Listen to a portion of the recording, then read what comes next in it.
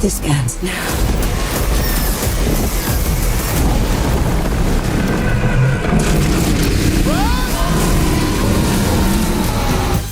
Look, we may not have actual Dungeons or Dragons to offer you, but this week's picks will still be pretty fire. Along with the Double D, we have another game-inspired movie to fit into your viewing schedule, plus a critical darling drama and a new series on Netflix, and the streaming release of something big, blue, and extremely lucrative. Rotten Tomatoes is putting all of your blocks in just the right spots. That's weird. On this week's What to Watch. On your knees.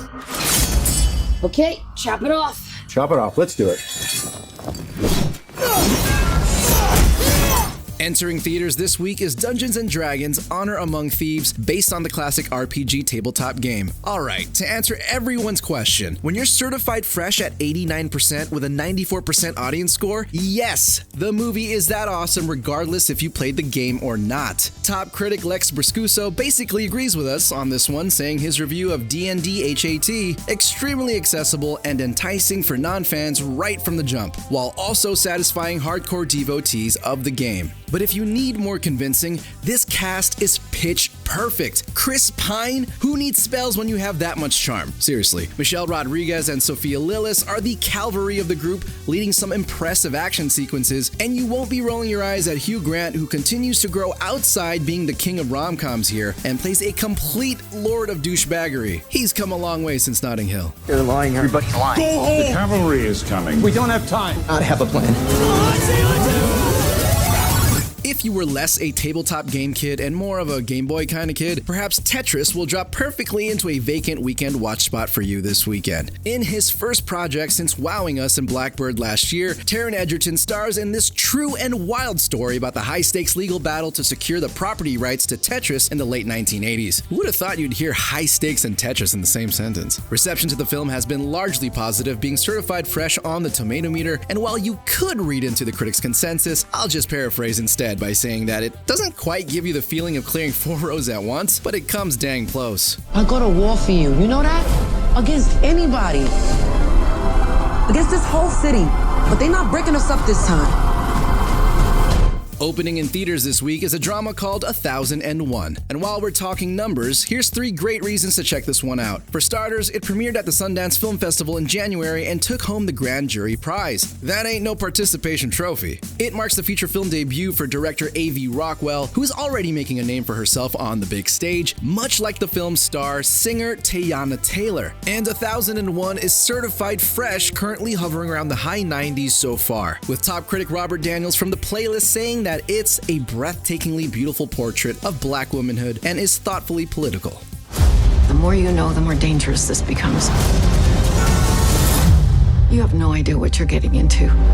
And because you couldn't open up social media without hearing about this one, our trending pick, if you will, is the Netflix series The Night Agent. This action thriller about a low-level FBI agent who works in the basement of the White House did come out last week, but seemingly over the weekend rose to become one of the most watched pieces of entertainment. But don't take our word for it, here are some stats. Netflix tweeted that it debuted at #1 on their English TV list with nearly 170 million hours viewed. Additionally, it is the most viewed show page on RottenTomatoes.com right now. And sure, on the tomato meter, we're not in certified fresh territory, but that didn't stop Netflix from officially announcing The Night Agent has been renewed for season 2. If you want to live here, you have to ride.